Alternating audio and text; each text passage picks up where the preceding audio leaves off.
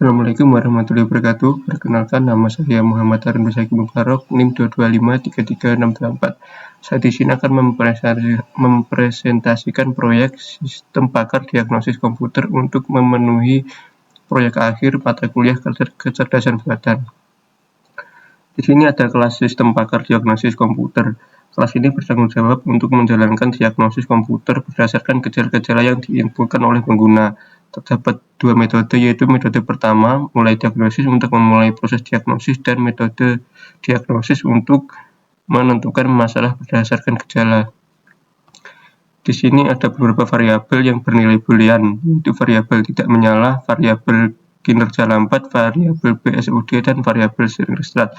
Variabel-variabel ini diinisialisasikan dengan nilai false secara default. Yang pertama, kita menjalankan metode mulai diagnosis. Metode ini meminta input dari pengguna mengenai gejala-gejala yang mungkin dialami oleh komputer. Pertanyaan yang diajukan meliputi apakah komputer tidak bisa menyala, apakah komputer berjalan lambat, apakah Anda mengalami blue screen, apakah komputer sering restart sendiri. Yang kedua, kita menjalankan metode diagnosis. Metode ini menganalisis gejala yang telah dikumpulkan dan memberi diagnosis kemungkinan penyebab masalah berdasarkan gejala-gejala tersebut.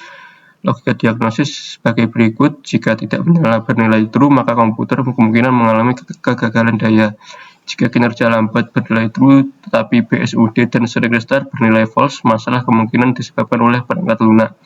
Jika BSOD bernilai true, masalah memungkinkan disebabkan oleh perangkat keras atau driver yang tidak kompatibel. Jika sering restart bernilai true, maka kemungkinan disebabkan oleh masalah perangkat keras seperti overheating atau kegagalan komponen.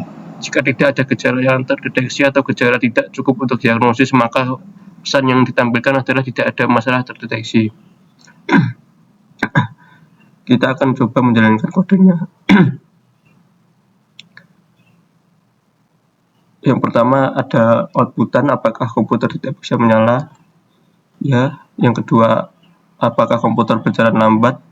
Tidak.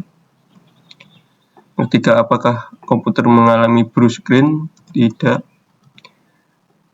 Yang keempat, apakah komputer sering start sendiri? Ya. Dan disimpulkan masalah kemungkinan besar disebabkan oleh kegagalan daya. Periksa kabel daya dan power supply tersebut. Sekian dari saya. Wassalamualaikum warahmatullahi wabarakatuh.